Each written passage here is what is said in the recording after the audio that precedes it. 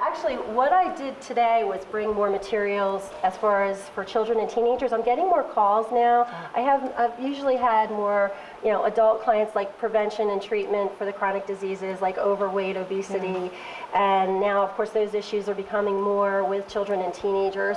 So I geared some of my handouts, towards that today, and that's kind of, I think, a future direction. But I do consulting with assisted living communities. I do that now that I hadn't done before.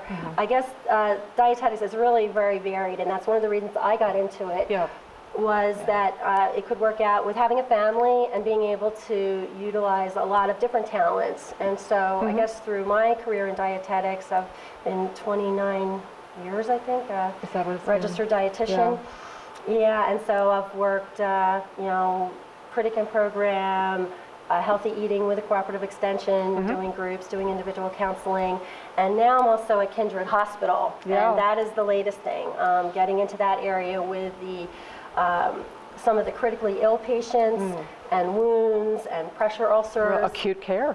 And it really acute compared to more of the population-based groups and outpatient that you were doing before. Yes, so this has been a whole new area, how nutrition is so critical. Kindred has a wound care team, I'm involved with that, and they have the renal population, diabetics, and so it's just nutrition is so important, not only for the weight loss and the chronic diseases, but also for to keep our immune system up and preventing, for healing, and healing and preventing them to begin with too, especially the wounds. Especially when we were just talking about that earlier. It's all about prevention, but you can't prevent everything, so you have to treat as well. Right, and I guess that's where our expertise comes in. That doctors, unfortunately, most of them don't take a nutrition course and don't know, and so we're there to give that, vitamins, minerals, calories, protein, like what's so important for the patient and how to individualize that. And I think that's another thing we do is individualize, whether it's in the hospital or with the patient, like with the client, that it's geared towards that person and what's going on with them. And so I am listening more, definitely.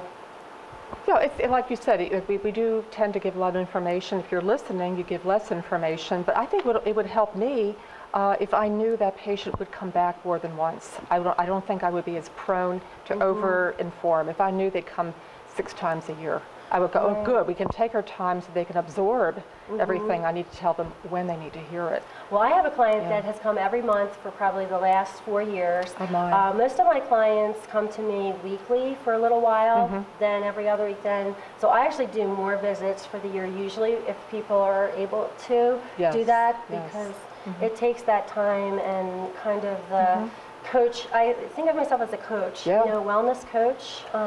So going from wellness to the critical clinical area, but I do both, and It makes sense. A lot of people start off in acute care and clinical, and then they move out, but you've gone the opposite. Actually, I didn't work in a hospital till I was in my 40s.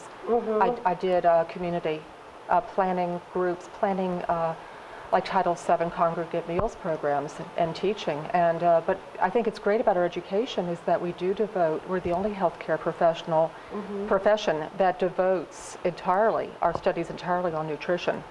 So when you do that, I think you can move into different areas of our broad expertise. We can follow the opportunities that we need to or can see. And you have. Yes. I have a question. People in Europe are more thinner, like France, Italy, than people in America. What's the reason for that? You say they're healthier? Healthier and skinnier. Well, in Europe, one of the things I talk about is they include the carbohydrates in Europe. They do better with their portion sizes and eating the healthy monounsaturated fats, omega-3s, and we've found that that's important to include healthy fats, but also the starches, but they have the right portion sizes. They don't do the large portion sizes or perhaps as much of maybe the sweets and the sodas and those kinds of snack foods that we have. A lot of that contributes a lot to ours, but they include the good carbs, the potatoes and the whole grains and the beans and the nuts. and they all contribute to maintaining a healthy weight. That's one of the advantages there. Yes, I mean.